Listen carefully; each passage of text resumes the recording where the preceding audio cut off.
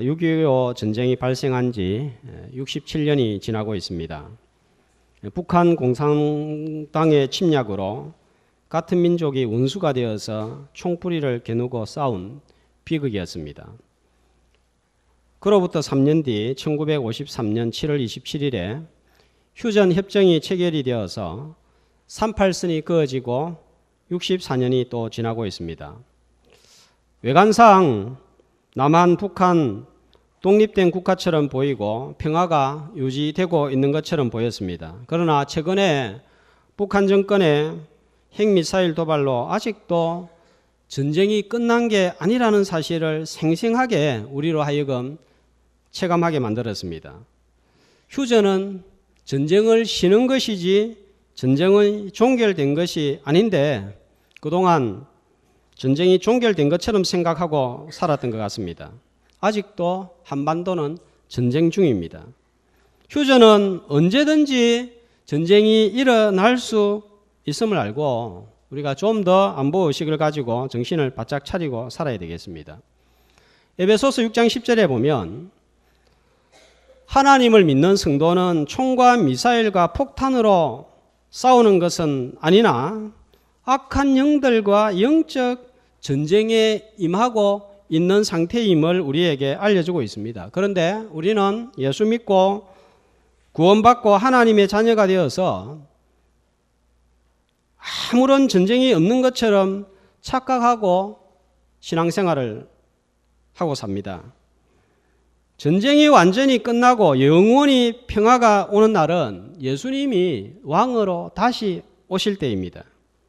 이스라엘 백성들이 애굽에서 해방이 되었을 때 바로 가나안 땅에 입국한 것이 아니라 광야를 통과하면서 추위와 더위와 싸워야 되었고 또 배고픔과 목마름과 싸워야 되었고 적군과 싸워야 했듯이 성도들도 광야 같은 세상을 지나면서 영적 전쟁 중에 있습니다.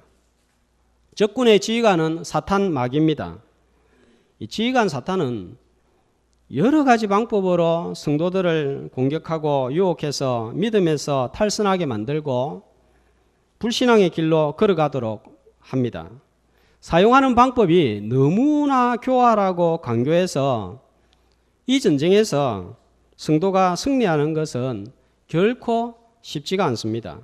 요업에게 접근하는 마귀를 보면 이런 모습을 잘 보여주고 있습니다. 사단이 처음에 하나님에게 1장 9절에 보면 욥이 저렇게 하나님을 잘 믿는 데는 이유가 있습니다. 많은 재산과 자녀를 주고 저렇게 형통하게 살게 해주고 복을 주니까 하나님을 경외하지 저런 게 없다고 생각해 보세요. 하나님 잘 믿지 않을 것입니다. 그래서 하나님께서 그렇게 해보도록 허락을 했습니다. 재산 전부 다 잃고 10명의 자녀를 다 잃었습니다. 그러나 1장 22절에 욥의 반응은 뭡니까?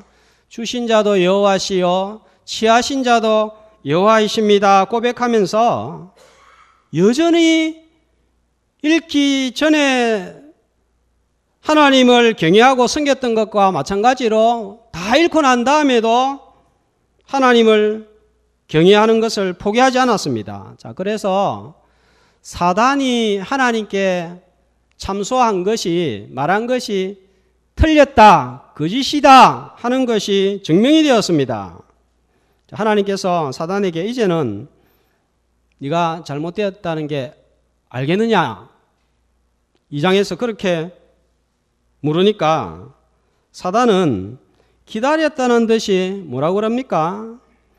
욥은 이기적인 사람이고 냉정한 사람이라서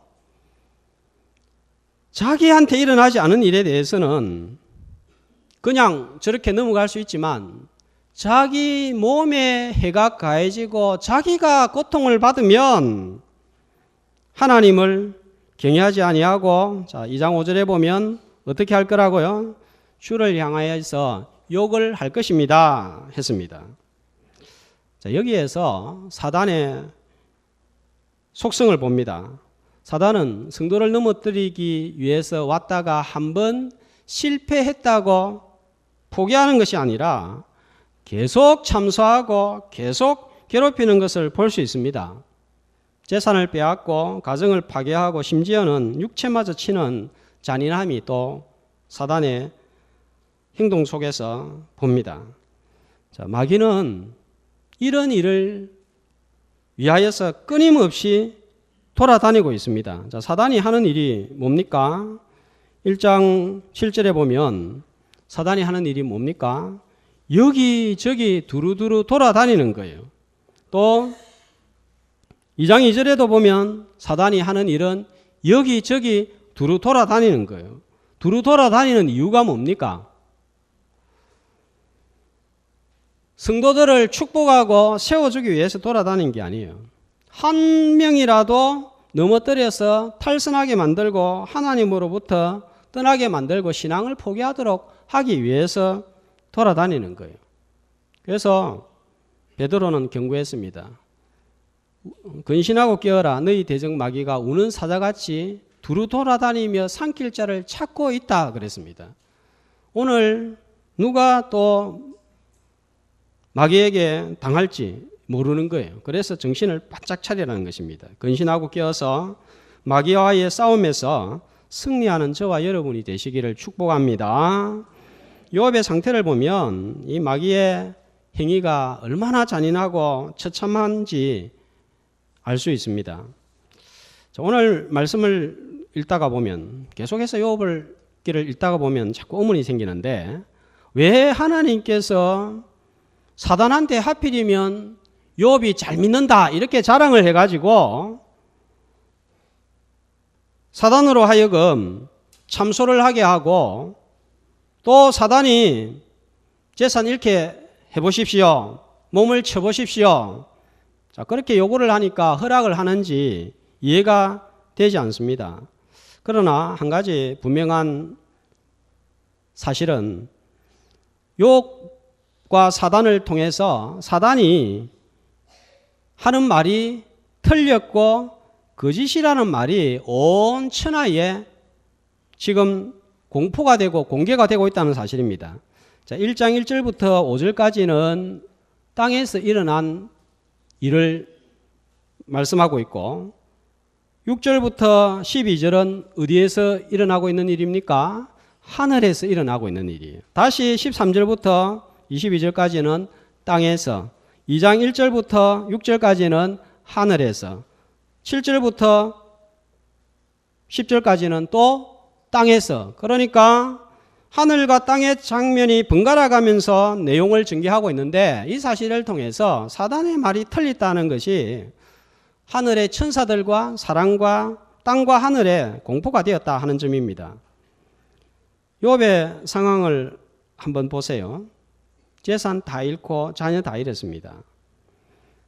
10명의 자녀 다 잃었습니다. 자, 이게 성경 이야기다 생각하지 말고 내가 이런 일을 당했다 한번 생각해 보세요.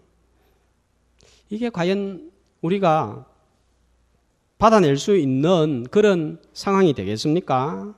자, 이것으로 끝나지 않고 7절에 보면 몸에 질병이 찾아옵니다. 자, 질병이 어떤 질병이에요? 발바닥에서부터 정수리까지 뭐가 났습니까? 예, 종기가 생겼습니다. 자, 이 종기를 어떤 분들은 문둥병이라 그러고 욕창이라 그러고 어떤 분들은 요즘 앓고 있는 대상포진 중에서도 정말 극심한 대상포진으로 말하기도 합니다. 정확한 병명은 모르겠지만 온몸 전체에서 진물과 고름이 나는 피부병을 말합니다. 이 증상은 뭡니까? 몸이 너무너무 가려운 거예요. 얼마나 가려웠던지 8절을 보면 무엇으로 그 가려움을 달래고 있습니까? 깨진 질그릇을 가지고 빡빡 끌고 있는 거예요.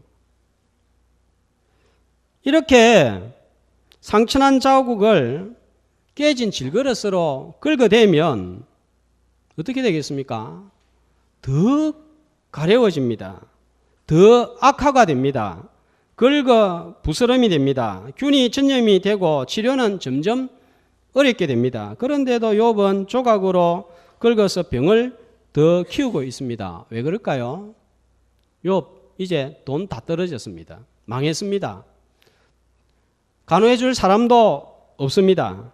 욥기 3장 24절에 보면 욥이 아파가지고 소리를 내는데 얼마나 소리를 내는지 많은 물소리가 떨어지듯이 그런 큰 소리로 앓는 소리를 냅니다. 7장 4절 5절 말씀해 보면 잠이 오지 않아서 밤에 누우면 언제 일어날까 그러고 새벽까지 이리 뒤척 저리 뒤척 불면증에 시달립니다.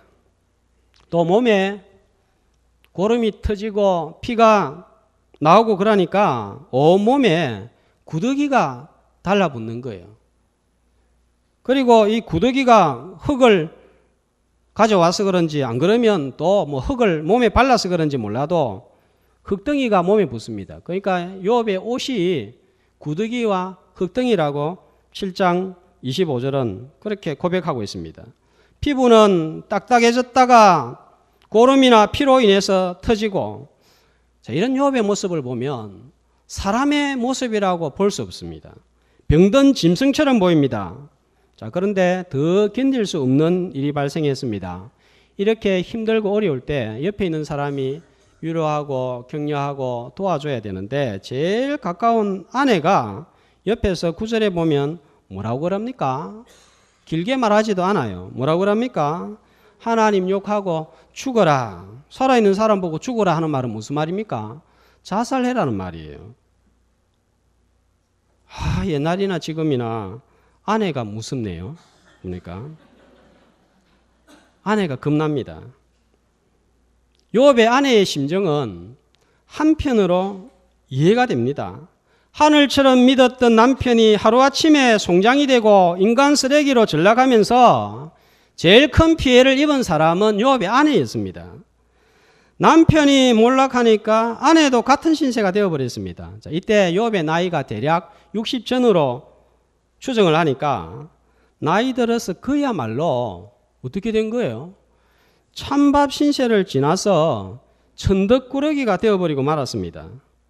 더군다나 이 아내를 더 견딜 수 없게 만든 것은 누구보다도 하나님을 열심히 믿고 경외하고 잘 생겼는데 처참한 일이 발생한 거예요. 망해도 이렇게 망할 수가 없는 거예요.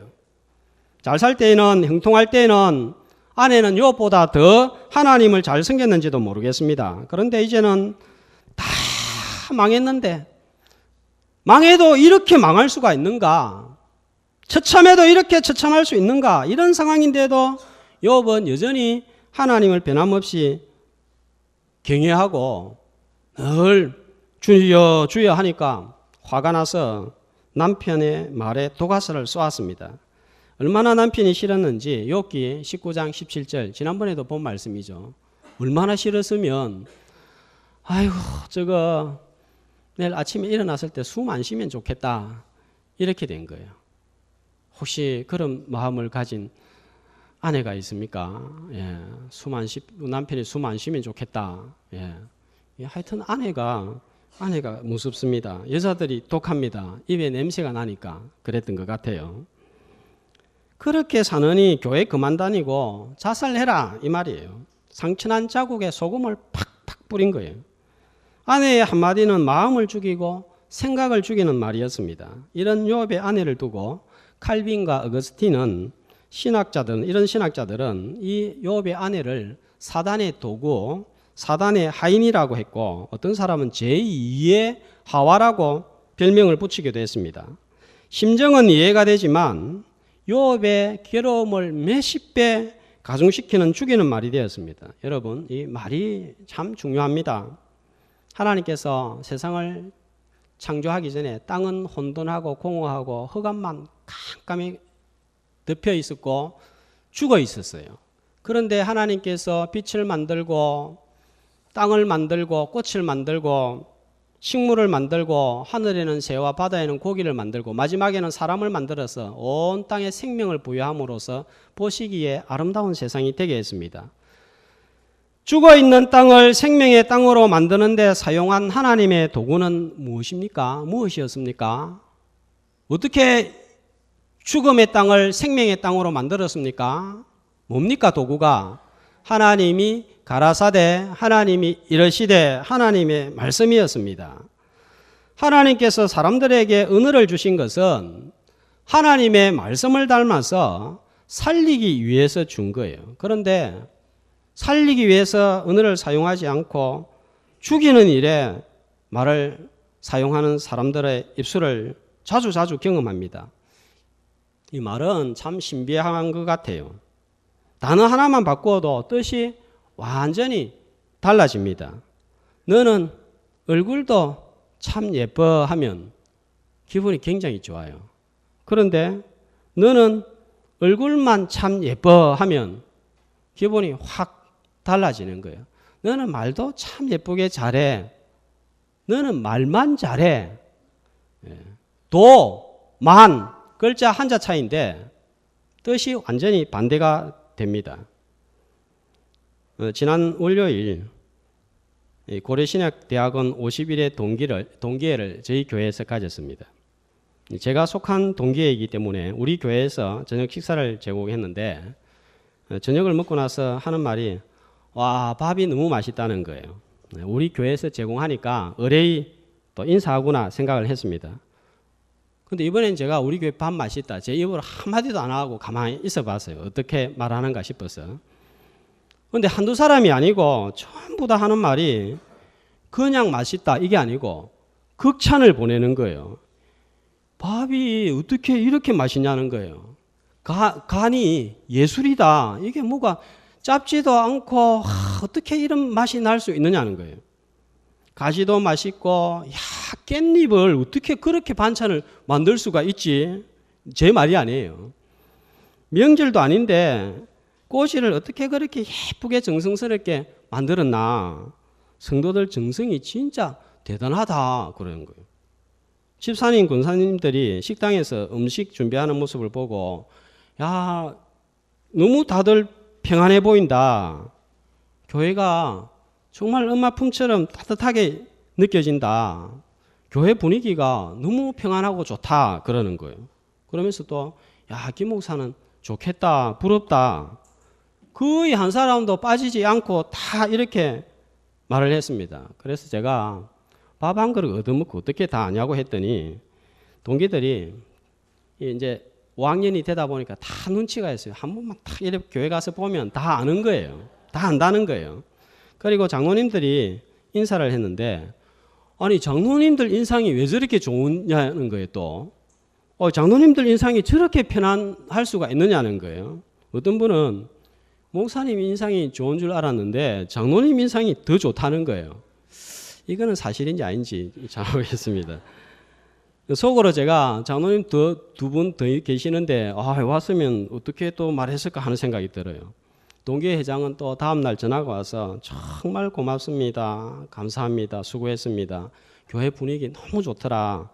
저도 너무 이렇게 극찬을 해줘서 깜짝 놀랐습니다.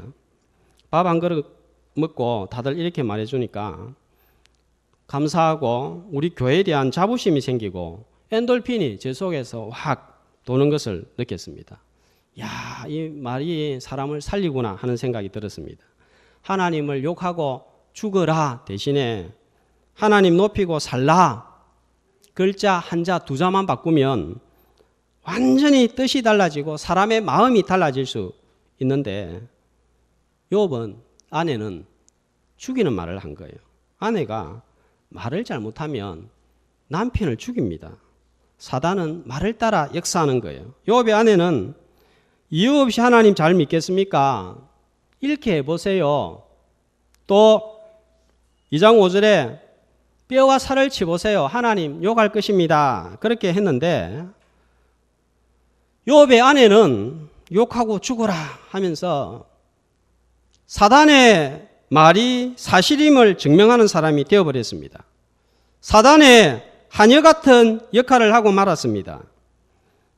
내 입에서 나오는 말이 믿음의 도구, 생명의 도구가 될 수도 있고 불신앙의 도구가 되기도 하고 사단의 하인이 되고 가까이 있는 사람에게 절망과 죽음을 몰고 올 수도 있습니다. 오늘 우리 옆에 참사하러 와 있는 사단에게 입술을 내어주지 말고 주님에게 입술을 들여서 절망과 죽음을 가져오는 도구가 아니라 살리고 소망을 주는 입술이 되기를 주의 이름으로 소망합니다. 자, 그런데 이런 상황에도 불구하고 욥의 아내와 욥은 완전히 반대가 되는 말을 하고 있습니다. 10절에 보면 뭐라고 이야기합니까? 욥의 고백이 뭡니까? 우리가 하나님께 복을 받았은즉 화도 받지 않아야 하겠느냐? 아내와 달라도 너무 다른 거예요. 이런 상황 가운데서 정말 내가 이런 상황을 겪었다면, 당했다면 욥처럼 과연 하나님이 좋은 날도 과거에 주셨잖아. 지금 이런 재앙을 받을 수도 있지 뭐 그래. 이렇게 이야기할 수 있겠느냐는 거예요.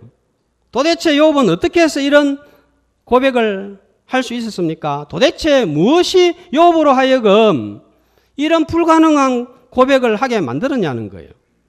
저는 이런 상황에서 이런 일이 생기면 과연 욥처럼 반응할 수 있을까? 저는 못할 것 같아요. 욥의 반응은 일반적인 사람들에게는 불가능합니다. 본성으로는 누구처럼 말을 해야 정상입니까? 욥의 아내처럼 하나님을 원망하고 하나님을 불신하고 하나님이 왜 이러냐고 따지는 것이 정상입니다. 그런데 욥이 이렇게 고백할 수 있었던 것은 사람 본성으로는 불가능해요. 하나님께서 욥의 마음을 붙들어 주시고 하나님께서 욥의 마음을 탁 주장해 주시니까 이런 놀라운 고백이 나올 수 있는 것입니다. 일본이 2차 세계대전 때 핵폭탄이 떨어진 나가사키에 가면 순교자 기념교회가 저렇게 서 있습니다. 자, 사진을 보여주시면요. 일본 최초의 순교자 26명을 기념하기 위해서 1864년에 세워진 교회입니다. 조금 더 가까이 가보면 26명의 사람들이 부조상으로 조각이 되어 있습니다. 자, 저렇게 26명이 딱 그려져 있습니다. 저 오른쪽 중간에 보면 키가 작은 사람이 보이죠. 12살, 13살 소년도 순교를 당했습니다.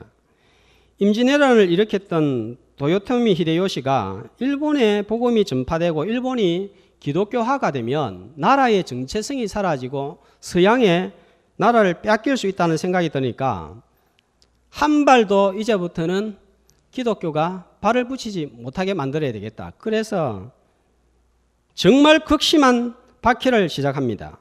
예수를 믿으면 어떻게 되는지 본때를 보여주기 위해서 1597년 연초에 24명의 그리스도인을 잡아서 처형하기로 합니다. 그 처형 과정이 너무너무 잔혹하고 혹독한 거예요. 자, 그림 사진을 한번 보여주시면 도쿄에서 나가사키까지 28일 동안 연초에 이 24명을 포승줄로 묶고 맨발로 큰 도시들을 돌아다니면서 고문을 하고 핍박을 하는데 예수 믿으면 이렇게 되니까 믿지 말라는 거예요. 중간중간에 또 회유도 하고 협박도 합니다. 계속해서 믿으면 너희 가족들도 전부 다 죽게 된다. 지금이라도 안 믿는다고 하면 살려주고 가족도 산다.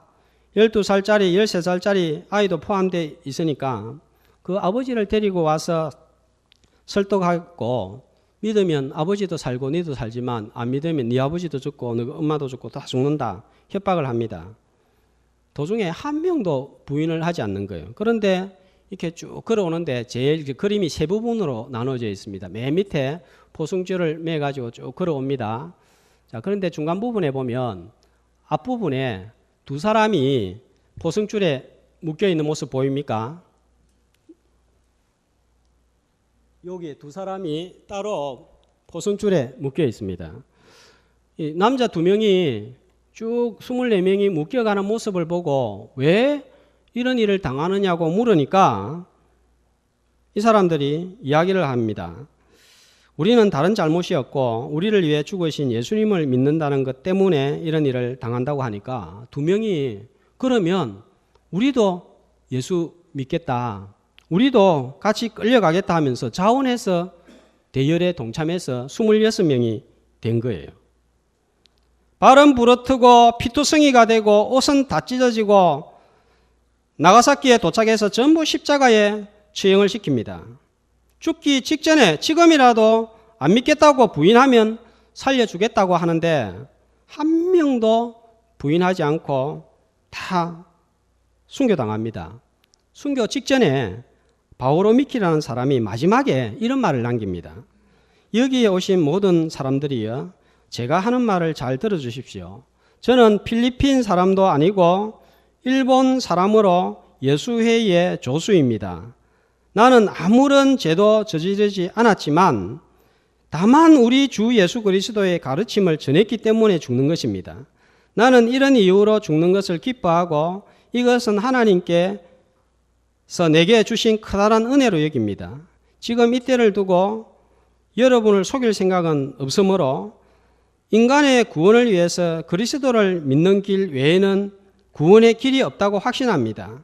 기독교의 가르침이 적과 자신에게 해를 끼친 사람들을 용서하라고 가르치기 때문에 나는 쇼군 도요토미 히데요시와 나의 사형에 관련된 모든 사람들을 용서합니다 하는 내용이 저 교회에 가면 그대로 저렇게 한글로 번역이 되어서 적혀 있습니다.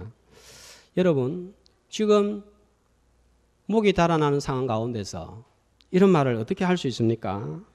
12살의 이바라키라는 소녀는 자신의 처형 때문에 울고 있는 아버지를 오히려 위로하면서 마지막에 남긴 말은 주님의 십자가는 있는데 주님 제 십자가는 어디에 있습니까? 하고 순교를 당했습니다. 사람이 과연 순교의 현장에서 목이 달아나는 가운데서 이런 말을 남길 수 있습니까? 할 수 있겠습니까? 손양호 목사님 아들 죽은 장례식에서 10가지 감사를 남겼습니다. 어떻게 그럴 수 있습니까? 하나님께서 그들의 마음을 주관하여 주지 않았다면 주님 부인하고 십자가에서 다 내려왔을 거예요. 우리가 신조로 받아들인 웨스트민스터 신앙고백서 10장 1항에는 어떻게 구원에 이르게 되었는지 이렇게 설명하고 있습니다. 하나님께서는 생명으로 예정하신 모든 이들의 마음을 밝히셔서 하나님의 구원에 이르게 하시고 돌 같은 마음을 제거하시고 살 같은 마음을 주시고 의지를 새롭게 하시고 전능하신 능력으로 선을 향하도록 정하시고 효력 있게 예수 그리스도에게로 인도하십니다. 우리가 예수님을 믿고 하나님을 믿게 된 것은 구원하실 때에 하나님께서 우리 마음을 주장하셨기 때문이라는 거예요. 그때 우리 마음을 주장하신 하나님은 구원받은 이후에도 우리의 마음을 주장하실 수 있습니다. 하나님께서 주장하시면 내 삶의 재앙 같은 순간 속에서도 욕과 같은 고백을 하게 되는 거예요. 자, 그래서 잠언 23장 26절은 우리에게 이렇게 권면하고 있습니다. 다 같이 내 아들아 내 마음을 내게 주며, 내 마음이지만 내 마음대로 할 수 없는 게 이 마음이에요. 그래서 하나님께서 우리한테 마음을 달라고 그러는 거예요. 그러면 하나님이 주관하셔서 이런 일을 행하시겠다는 것입니다. 자, 오늘 예배를 드리면서 내 마음이 지금 누구 손에 있습니까? 내 마음을 주님께 드림으로 삶의 재앙의 순간에도 불구하고 욥과 마찬가지로 여전히 복을 받았을 때처럼 하나님을 인정하고 경외할 수 있는 믿음의 백성들이 되시기를 축복합니다. 두 번째 시련에서 승리할 수 있었던 두 번째 비결은 첫 번째와 똑같이 주권자 되시는 하나님을 욥이 붙들었기 때문입니다. 처음 시련이 찾아왔을 때 주신 자도 여호와시요 취하신 자도 여호와십니다 하면서 인생에 관여하는 하나님의 절대 주권을 믿었습니다. 붙들었습니다. 표현이 다르지만 두 번째도 마찬가지예요. 뭐라고 고백했습니까?